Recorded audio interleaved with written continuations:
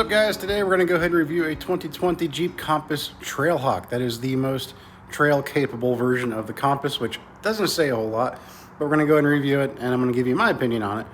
And for some reason, some people wanted to hear a comparison of this to my daily driver, which, as you'll see in some pictures here, had to make its way to the body shop.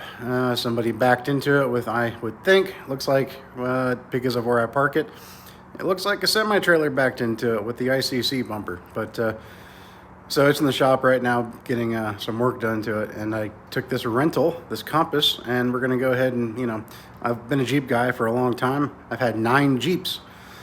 Never had something like the Compass, though. That's not exactly been on my list of Jeeps that I desire to have. But I've had a couple of Rubicons. I've had a lot of Wranglers. I've had older Cherokees. I've had older Grand Cherokees. In fact, pretty much all Jeeps I've owned have been the era where they still put solid front axles on them. So I'm more old school Jeep. I'm not a big fan of the IFS Jeeps, but anyways, this one is all wheel independent suspension and no real transfer case and all that good stuff. These Jeeps have a pretty heavy, bulky key fob, but this one here is a base model as far as the Trailhawks go. But it's still a keyless entry, no key whatsoever. Just walk up to the door and open it, just like most modern cars of these days. Or you can unlock it with this.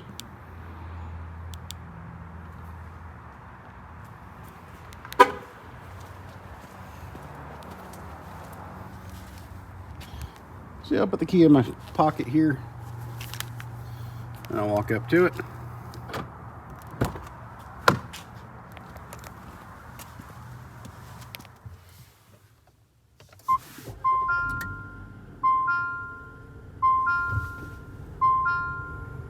This Jeep does have an electronic parking brake on here.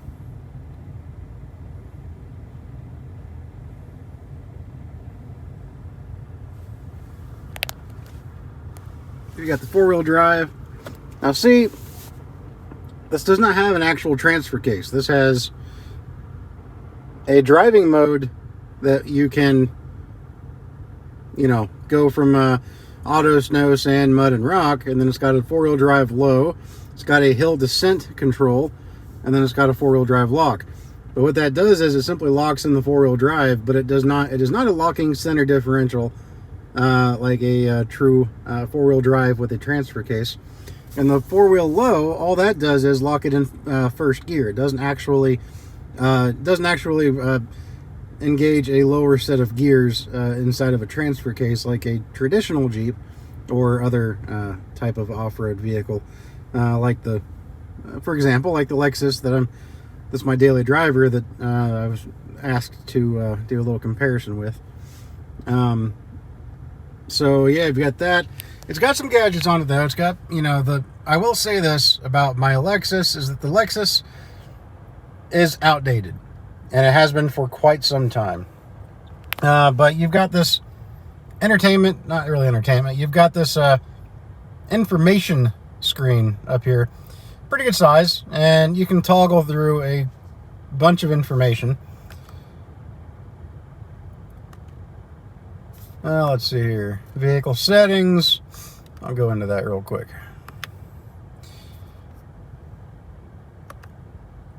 You can adjust your display and your safety and assistance and all that good fun stuff.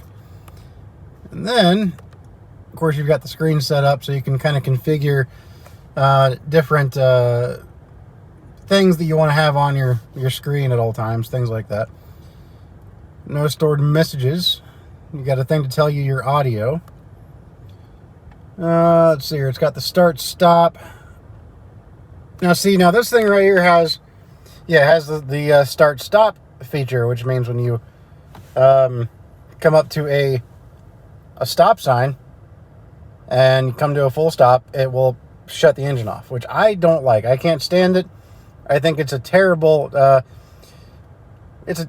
gimmick. They say it's to save gas, but in the long run, it's actually harder on the engine because you're constantly starting it at every chance. Every time the car stops, the car starts itself back up, and it's just not good for it. And it's a very common failure point in a lot of these in these kinds of cars. But you've got that feature, which you can turn off right there. So now that's off. Start stop is off. And like I said, it's got the electronic parking brake on here, which of course my Lexus does not have. And yeah, you've got it. Let's see here. What other information do we have? This is your trip information, tells you your miles per gallon. And of course your trip mileage and distance to empty, I believe. Yeah, well, that's up there in the left anyway. I believe that stays there.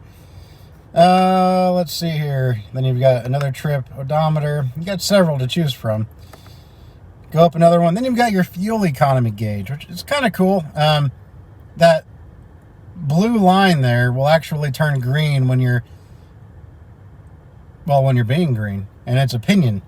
Of course, then the harder you are on the engine, the more of an orange to a red it becomes, to show how inefficient you are. But of course, this thing does not quite inspire spirited driving like you would expect in a performance vehicle. But you know, you can get on the throttle a little bit and have a little bit of fun.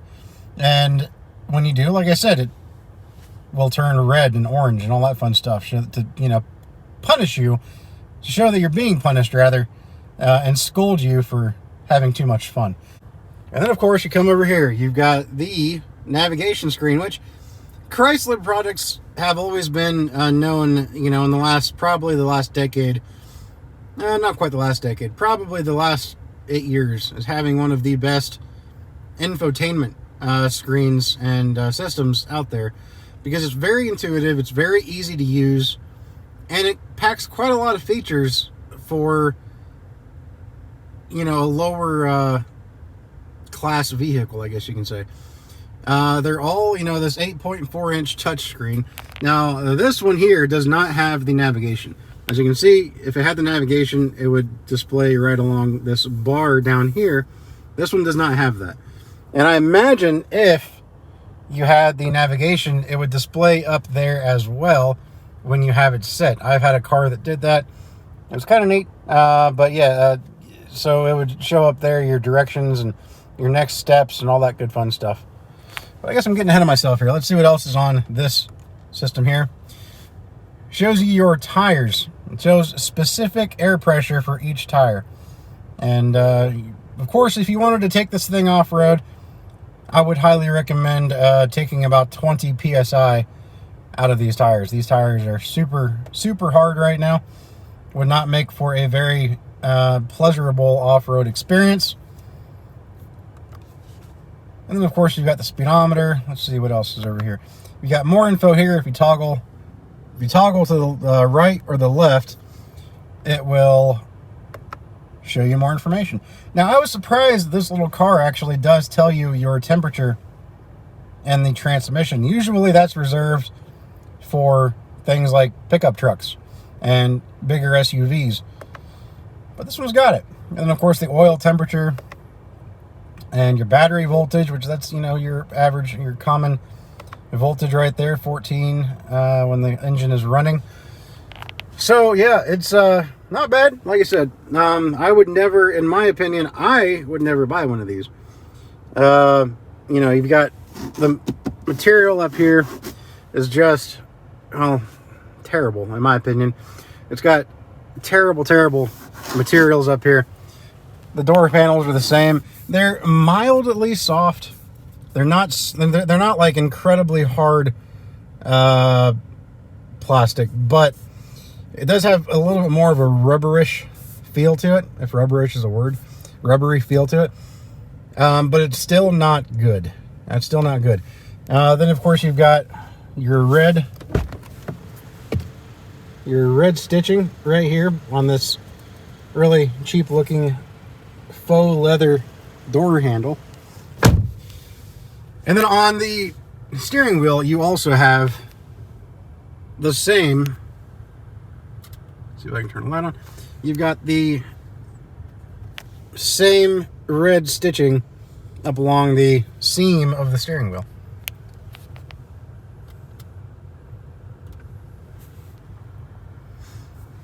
Okay, let's see here. Now, let's see here. We'll go look at some of the stuff in here. Of course, you've got the radio, which has your FM, AM, SXM satellite radio. You can tune, you can go to audio, and you can change your sound setting.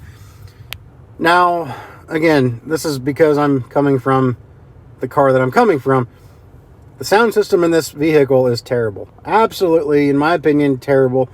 When I climbed in here, I saw that center channel speaker, and I thought, you know, maybe it'll be pretty good. Maybe even though it's a fairly cheaper car, maybe the sound system in here would be adequate, you know. I'm fairly picky about the sound quality in my cars, but I thought maybe it might be adequate.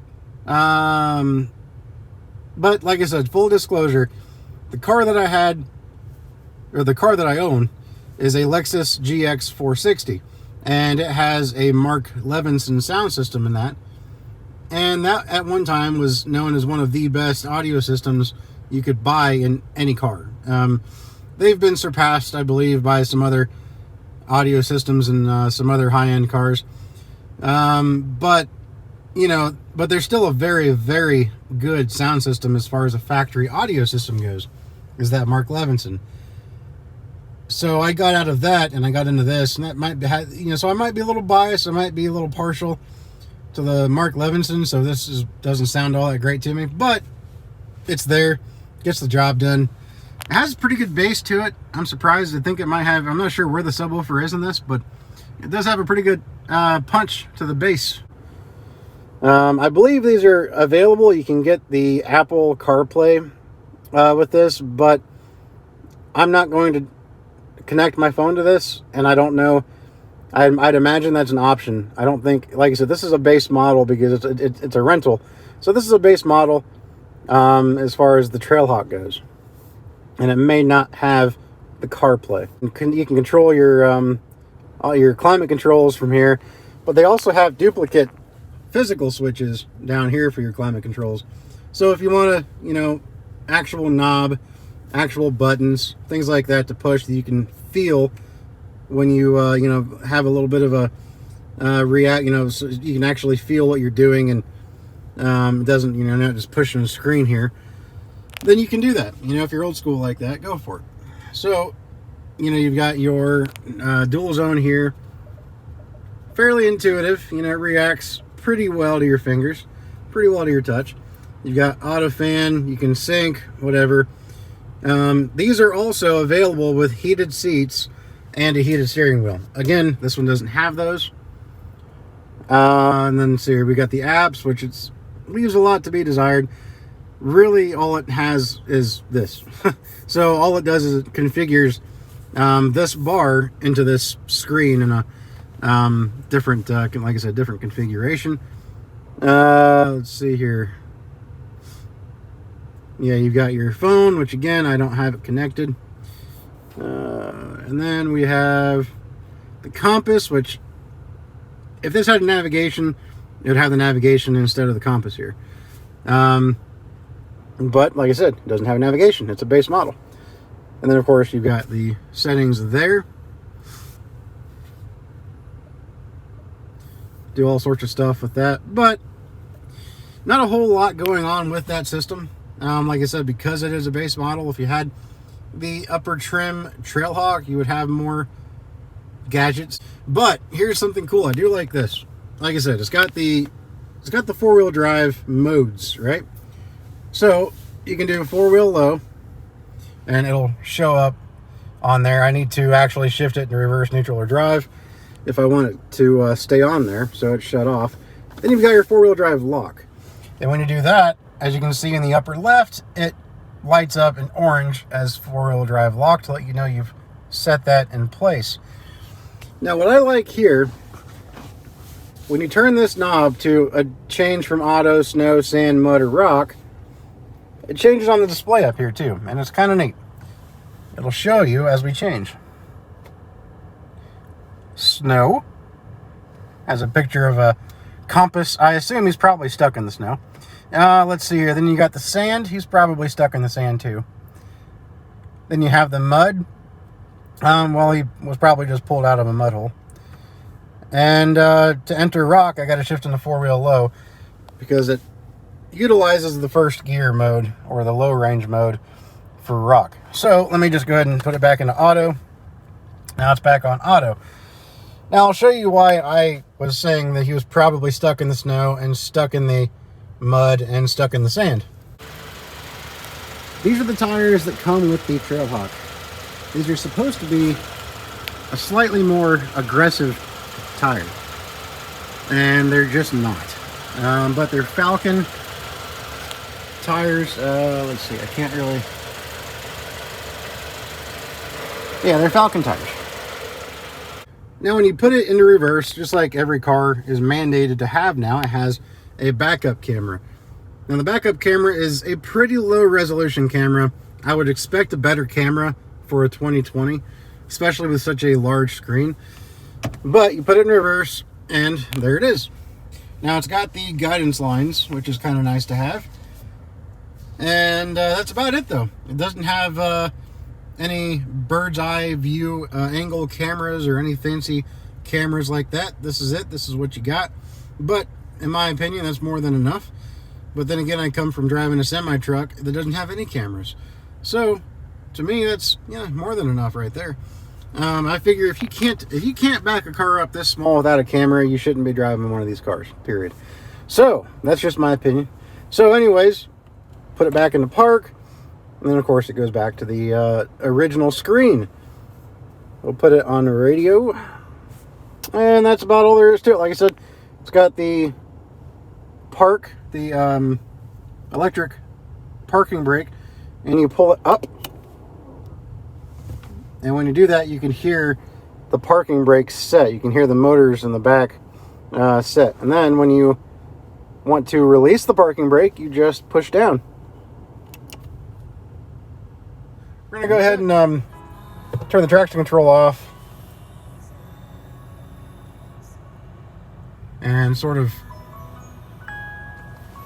rev up the engine a little bit and see what it does.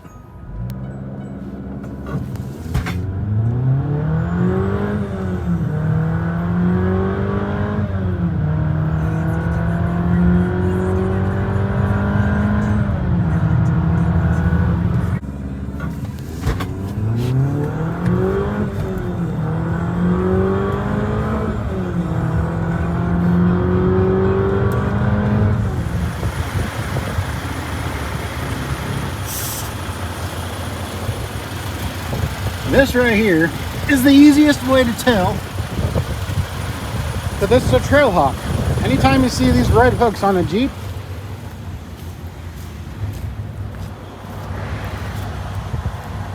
it's a Trailhawk. And that right there, like I said, the only difference is that on a Wrangler, you see those red hooks and it's Rubicon. But on any other Jeep with the red hooks, it's a Trailhawk. That's the easiest way to distinguish between the Trailhawk and then the lesser models when it comes to off-road prowess. You can see here the miles per gallon is on green. If that ever goes away, there we go. See how it's on green right now, and then as I accelerate, it'll get darker in color. It'll change to an olive drab, kind of a brownish olive drab color.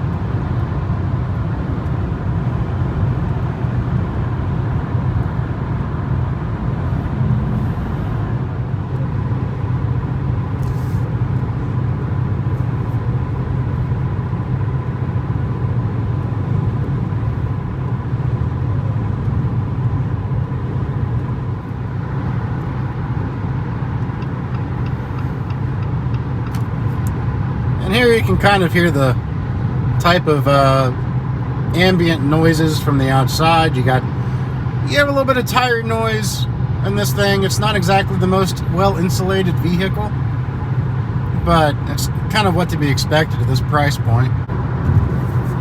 Now, originally I had talked about how this car was not very fun to drive, and it's really not that bad. The more I drive it, the more I kind of get used to how it handles and what I can do to optimize the excitement out of this vehicle. And when you put it in manual mode, it actually helps a little bit. And you can, when you have it in automatic mode, it starts out in second gear. When you put it in manual mode, you can start out in first gear, and it allows for a much better launch from zero from a standstill. And when you put it in manual mode, it's a little sluggish to change gears, but it kind of makes it a lot more sprightly. It handles the turns pretty decently for the size of tire that it has. But it, of course, it's an electric steering system, so it's not going to give you that much feel, but it's not terrible. It's actually not that bad.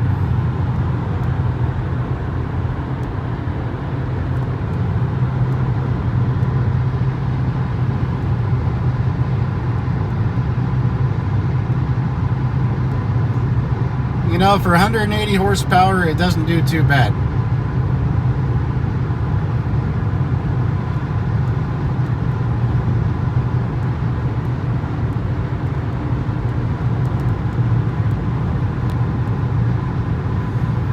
I will say one thing this does have that my Lexus lacks tremendously are power outlets. Be it 12 volt or USB, things like that. My Lexus has one 12 volt in the entire vehicle.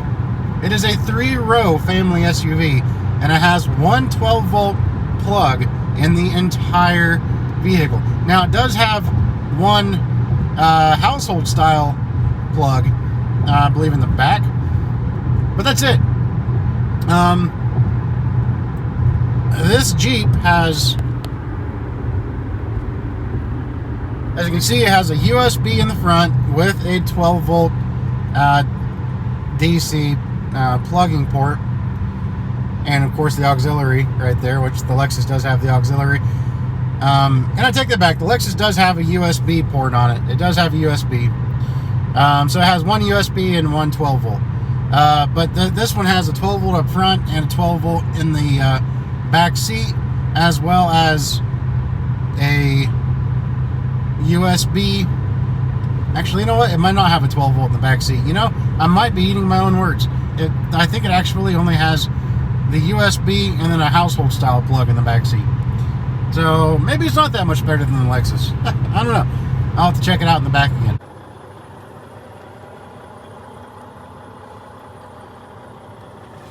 So it does have a USB back here, and it's got the household style back here as well. So something else too that's nice about this is it actually has rear air ducts, so that's kind of nice for the backseat passengers. We're in 8th right now, and it's a 9-speed. But I will say this, it's a little confusing because to downshift, you have to pull it, or I'm sorry, to downshift, you push it forward, and to upshift, you pull it back, which is kind of inverted to what you would normally expect with a automated gear lever like this. Usually to downshift, you pull it back, kind of a downward motion.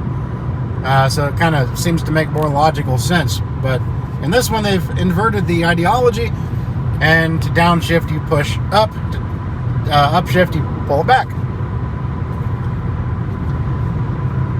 Now we're in 9th gear.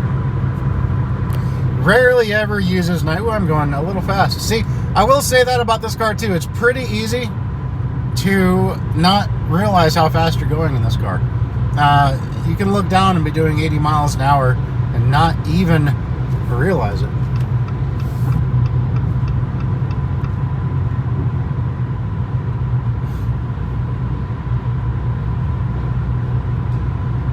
But of course, 9th gear is a good gear to be in if you're on a flat road with the cruise control and cruising at around 70 miles an hour, and you will get optimal fuel mileage that way.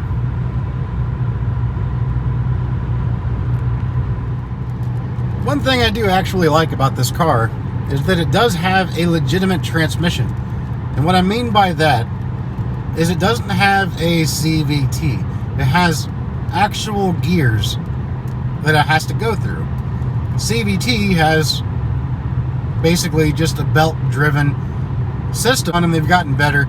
But to me, it just doesn't seem like a very reliable means of a transmission. But this one has, like I said, legitimate gears, not simulated gears. Whereas a lot of these CVTs, especially with Nissan, things like that, even some some Toyotas, you can still put it in a manual mode and it'll act like it has gears, but it doesn't. So you'll downshift, so-called downshift, and it'll go up in the rev band and make you think that you have just downshifted, but it hasn't. On this one, it's actual gears. So if I put it over in manual mode, as you see down there in the gauge cluster, it says 8. If I downshift to 7, that's actually a 7th gear. If I downshift to 6, that's actually a 6th gear. If I downshift to 5th, well, you get the point. They're actual gears, and the transmission is actually causing the RPMs to go up because it's a real transmission. So put it back into drive and just just regular mode, and then it goes back to the cruising gear, which is usually 8th or 9th gear in this car. But I'm just not a big fan, in my opinion, of the CVTs, at least not from a driver's standpoint. They have their advantages. They do usually improve fuel economy, but when it comes to a driver's standpoint, CVTs are not usually where you want to find yourself. So like I said, that's a pretty good bonus to the Jeep Compass right here, which, like I said, normally this class of vehicle, this size, they have usually, most of them have gone to CVTs.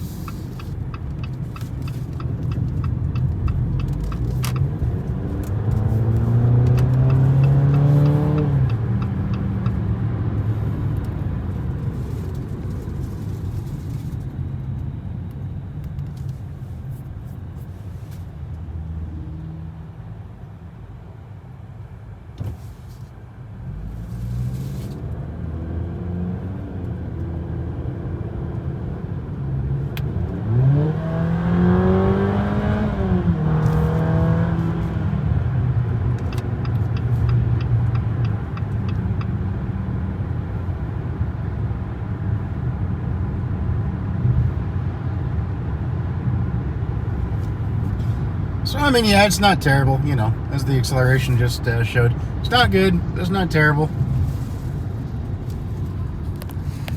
I'll show you what it does here in first gear. It's a little better. So, see, it starts out in second gear as I put it over into the manual mode. So, we'll put it in first.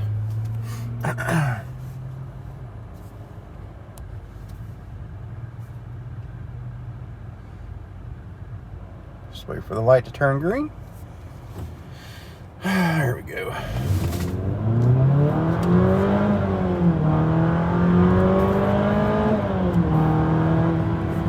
So it's not terrible, again.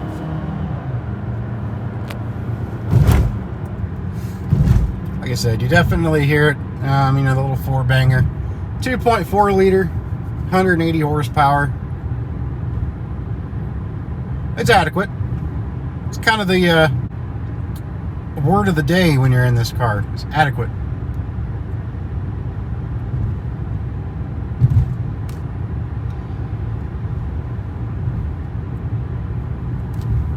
Something else I noticed about this car I don't like is the mirror. I don't know if it's the way the window is or if it's the mirror itself, but it has a little bit of a distortion to it. And I don't quite know how to explain it. It probably doesn't come in on camera very well. But when you look at it, it's just not, it's almost as if the mirror is curved. It kind of gives that impression, like, you ever remember when you were a kid and you had a toy with a plastic mirror and it had that distorted look? That's kind of what it reminds me of.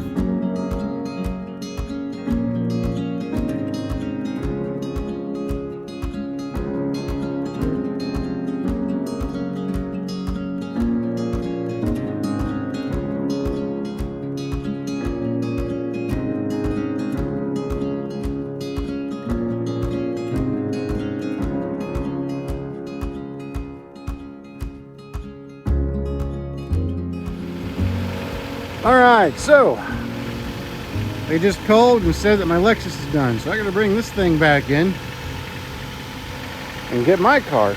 But I wanted to end this review pointing out one thing that Jeep does very well with their cars, and they have done this pretty consistently for the past 8 years or so.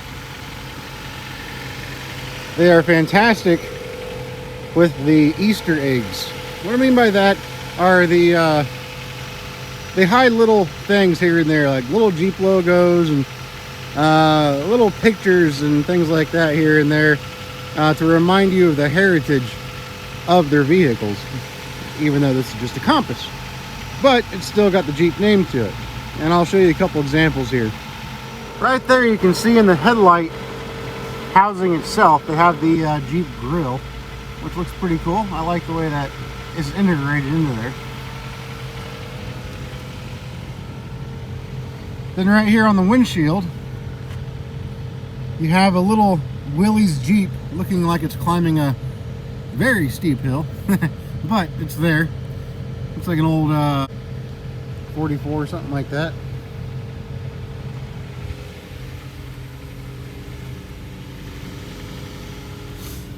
And then another one that you can see, which you might not be able to see here.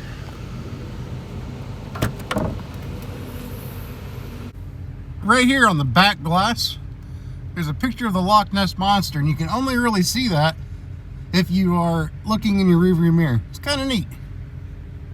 And then you got the Jeep grill right here integrated into the tailgate panel. And something else is kind of cool too. I'm not really sure if these are speakers, but look, you got the American flag looking design anyways on the speaker grills. Now those are all the Easter eggs that I can currently find on this Jeep. If there's more, let me know in the comments. But anyways, if that's about all they got, I'm gonna go drop this thing off and pick up my Lexus. But I really appreciate it, guys. Let me know if you liked the video. Let me know if this was a helpful video for you. I like to get into the more into the car reviews, and you know, this is what I enjoy. I like cars. This is what I've always liked to do. So you know, just let me know what you guys think about it, and we are going to go ahead and get off of here and go take it back. You guys have a good one out there, and remember, love what you have, drive what you love. We'll see you guys. Yes, this thing is 7 years old, and the Jeep was brand new essentially. It was a 2020. This is a 2013. But this is so much better. So much nicer. So much more solid. I love it. I do. And this will be a preview of things to come. I'm going to do a full review on this when I get the chance. I love it. I love this Lexus. I really do. Yes, I love it. I do.